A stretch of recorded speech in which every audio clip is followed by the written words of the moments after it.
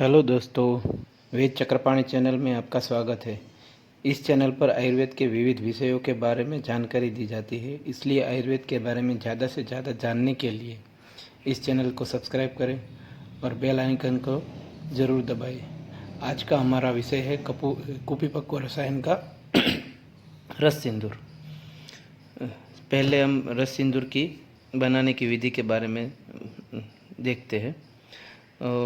शुद्ध पारद 16 तोले और शुद्ध गंधक 96 तोले लेकर मिलाकर उसमें कजली बना ले।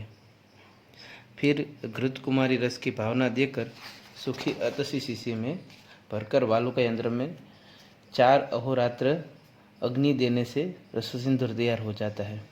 लगभग 60 घंटे पर डाट लगेगा। पश्चात 24 घंटे तीव्र अग्नि देने से रसायन कुपिपक्व हो जाता है।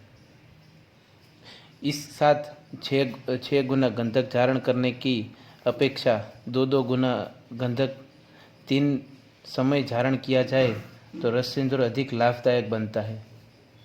यदि उक्त परिणाम वाले पारद गंधक को निश्चंद्र डमरू यंत्र अथवा शीशी में मुंह बंद करके मंदाग्नि द्वारा पकाकर रस सिंदूर बनाया जाएगा तो उससे अंतर्धूम षडगुण गंधक जारित रस सिंदूर कहेंगे। यह विशेष प्रभाव गुणों वाला होगा। इसकी मात्रा क्या होती है इसके बारे में देखेंगे। इसकी मात्रा 1 से 2 रति दिन में 2 बार अभ्रक भस्म पीपल और शहद के साथ रोग अनुसार अनुपान के साथ। रस सिंदूर को हम विविध अनुपान के साथ अलग अलग व्याधियों में उपयोग कर सकते हैं।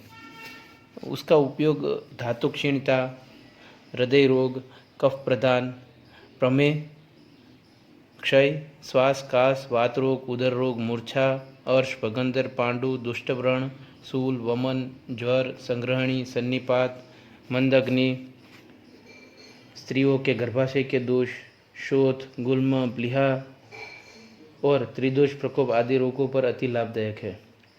रस सिंदूर का मुख्य कार्य विशेषतः फुफ्फुस और श्वास वाहिनियों के पर होने से कफस्रावी औषधियों के साथ देने से दूषित कफ जो संचित हुआ हो वह सरलता से छूटकर बाहर आ जाता है।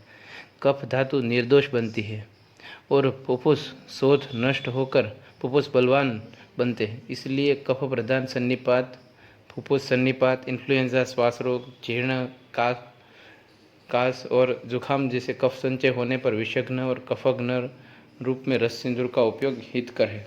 कफस्राव कराने के लिए रस सिंदूर के उत्तेजक गुण का कार्य होता है। इस कफ प्रकोप के विरुद्ध जब शुष्क काश हो तब इस रसायन का उपयोग बिल्कुल नहीं करना चाहिए, अन्यथा काश बढ़ जाएगी और क्षोभ अधिक होगा। शुष्क काश युक्त अवस्था में प्रवालपिष्टी, ब्राह्मी, यष्टिमधु, इलायची आदि कफस्रावी औषधि के साथ देना चाहिए। कफ संचय होकर कास हो रही हो तो रस सिंदूर कफस्रावी अनुपान के साथ देने से कफस्राव दूर होता है, कास भी कम होता है। यदि कफ संचय को दूर न किया जाए तो भीतर के स्रोत दुष्ट हो जाते हैं और फिर ज्वर की उत्पत्ति हो जाने की संभावना रहती है। ऐसा अनेक बार श्लेष्मिक सन्निपात में होता है। श्लेष्मिक सन्निपात की तीव्र अवस्था नष्ट होकर जब पुनः पूर्व स्थिति की प्राप्ति होती है तब फुफ्फुस के किसी स्थान में कफ संचय रह जाता है। तो कुछ समय में पुईमय दुर्गंधयुक्त बन जाता है। फिर कफ हरा पीला दुर्गंधमय निकलता है। जो पुई भाव की प्राप्ति न हो सके तो कफ श्वेत, चिपचिपा और गाढ़ा निकलता है। इस प्रकार कफ की विकृति होने पर ज्वर आने लगता है। यह ज्वर कफ संचय और कफ दुष्टि के अनुरूप न्यूनाधिक परिमाण में होता है। इस विकृति पर रस सिंदूर और श्रृंग भस्म मिलाकर दिए जाते हैं। कितने ही मनुष्य को बारंबार प्रतिशय हो जाता है। उनको विशेषतः नासिका की श्लेष्मकला, स्वरयंत्र और ग्रसनिका में क्षोभ उत्पन्न होकर जुखाम हो जाता है। ऐसी प्रकृति वाले को रस सिंदूर का सेवन कराने से क्षोभ दूर होकर व्याधि निवारण हो जाता है। प्लूरसी होने पर फुफ्फुस आवरण में जल संचय होता है। इस जल की विकृति होने पर ज्वर आने लगता है। यदि जल संचय अधिक हो तो शस्त्रक्रिया द्वारा निकलवा देना चाहिए। और जल संचय मर्यादा में हो तो रस सिंदूर, आरोग्यवर्धिनी, श्रृंग भस्म, लघुमालिनी वसंत के साथ मिलाकर देना चाहिए। कफ वृद्धि और ज्वर होने पर रस सिंदूर अच्छा उपयोगी होता है। उरक्षत में यदि रक्त न पड़ता हो, पीला दुर्गंध वाला कफ मात्र गिरता हो, तो वासावली अथवा अन्य व्रणरोपण औषधि के साथ रस सिंदूर देने से शीघ्र क्षत भर जाता है। ऐसे ही कीटाणुजन्य क्षय आदि रोगों में सुवर्ण के वरख और अभ्रक के साथ रस सिंदूर देने से कीटाणुओं का नाश होता है और शारीरिक शक्ति का रक्षण होता है। यद्यपि कीटाणुजन्य क्षय की तृतीय अवस्था में उरक्षत होने से किसी भी औषधि का उपयोग नहीं होता, परंतु द्वितीय अवस्था पर्यंत या तृतीय अवस्था के आरंभ काल में कफ की प्रधानता होने पर सुवर्ण, अभ्रक, भस्म और रस सिंदूर से लाभ होने के अनेक उदाहरण मिले हैं। इस स्थान पर रस सिंदूर का उपयोग कीटाणुनाशक रूप में होता है। रस सिंदूर हृदय को बल को बढ़ाता है, रक्ताभिसरण क्रिया को उत्तेजना देता है और स्नायु को दृढ़ बनाता है। इस कारण जब हृदय को बल के संरक्षण की आवश्यकता हो तब अनेक रोगों में इसका उपयोग होता है। विष्टाब्धाजीर्ण, आमाजीर्ण के कारण होने वाले जीर्ण मंदग्नि रोग पर रस सिंदूर का प्रयोग विशेष हितकर होता है। जब जीर्ण अमतिसार या जीर्ण आम संग्रहणी में कफ की प्रधानता हो तो कुटजारिष्ट या अन्य ग्राह्य औषधियों के साथ रस सिंदूर देना लाभदायक है। रस सिंदूर कफ दोष, रस, रक्त, मांस, ये दूष्य और फुफ्फुस, श्वासवाहिनी, हृदय और आमाशय आदि कफ स्थानों पर विशेष प्रभाव दिखाता है। और रस सिंदूर को अलग अलग अनुपान के साथ देने में अलग अलग व्याधियों में उसका उपयोग किया जाता है।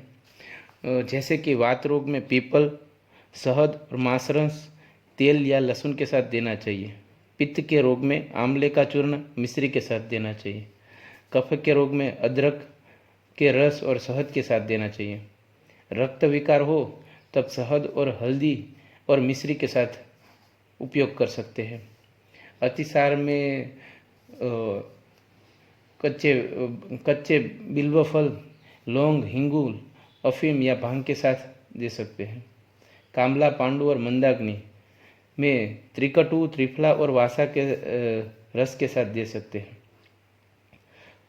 उदर रोग पर काला नमक, हल्दी, भांग और अजवाइन के चूर्ण के साथ दे सकते हैं। और हृदय की निर्बलता हो तब पीपल और शहद के साथ दे सकते हैं। प्रमेह में शहद, पीपल के साथ दे सकते हैं। कास, श्वास और शूल में त्रिकटु, भारंगी, शहद या और पीपल और भांगरे के रस के साथ दे सकते हैं। शुक्र वृद्धि के लिए कपूर आधारती, लौंग, केसर, जावित्री, अकरकरा, पीपल और भांग के 2-2 रति या मिश्री एक मासा के साथ 1 से 2 रति रस सिंदूर अथवा केले के साथ देना चाहिए। सभी प्रकार के ज्वर में लौंग, चिरायता, हरड़े, काला नमक के साथ या जीरा और पीपल के साथ दे सकते हैं। राज्यक्षमा में घृत के साथ दे सकते हैं। धातु क्षय में अदरक के सोरस के साथ देना चाहिए। अपस्मार में कल्याणक घृत के साथ दे सकते हैं। गृहिणी में सूंठ या चांगेरी के रस के साथ दे सकते हैं। मुखपाक में सफ़ेद चंदन के साथ दे सकते हैं। कुष्ठ में बावची और खेर के क्वाथ के साथ दे सकते हैं। ऐसे अलग अनुपान में अलग अलग रोगों में उसका उपयोग होता है। एक बात हमें रस सिंदूर के उपयोग के समय ध्यान रखनी चाहिए, जो पित्त प्रधान प्रकृति वाले हो या पित्त प्रधान शुष्क काश अथवा अन्य पित्त प्रधान रोग में रस सिंदूर का उपयोग नहीं करना चाहिए। ये बात हमें अच्छे से ध्यान में रखनी चाहिए। अस्तु।